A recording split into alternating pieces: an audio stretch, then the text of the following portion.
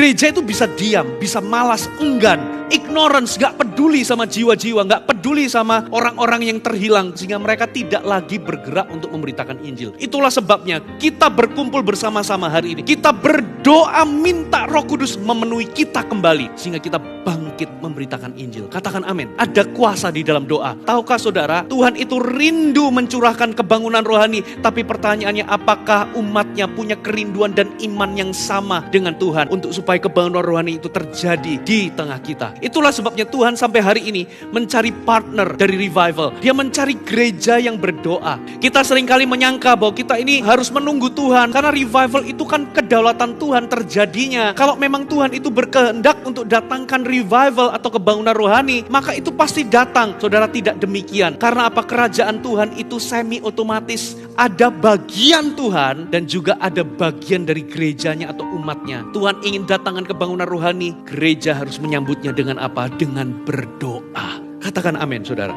Nah, dengan cepat, saudara, saya akan bagikan ada 3 pokok dari konsep doa kita. Yang pertama, kita berdoa untuk evangelism revival. Kita berdoa supaya gereja bangkit memberitakan Injil. Coba kita buka sama-sama Kisah Rasul 4. Di dalam Kisah Rasul 4, ternyata di zaman itu rasul-rasul dan umat Tuhan itu dilarang untuk memberitakan firman dalam nama Yesus. Mereka diancam, mereka dianiaya. Lalu apa yang terjadi, saudara? Mereka berkumpul, mereka mengadakan konser doa secara bersama-sama. Dan kira-kira ini bunyi doa mereka. Mereka itu minta supaya Tuhan itu mengulurkan tangannya, supaya Tuhan itu mengadakan tanda-tanda, meneguhkan pemberitaan mereka, saudara. Dan ketika mereka berdoa demikian, dikatakan goyanglah tempat mereka berkumpul itu, dan mereka semua penuh dengan Roh Kudus, dan mereka keluar memberitakan Injil dengan berani. Saudara, gereja perlu terus-menerus dipenuhi oleh Roh Allah, dipenuhi dengan keberanian untuk bergerak memberitakan Injil. Evangelism revival itu juga bicara tentang kita berdoa minta hujan pertobatan. 2 Korintus pasal yang keempat. Jika Injil yang kami beritakan masih tertutup juga, maka ia tertutup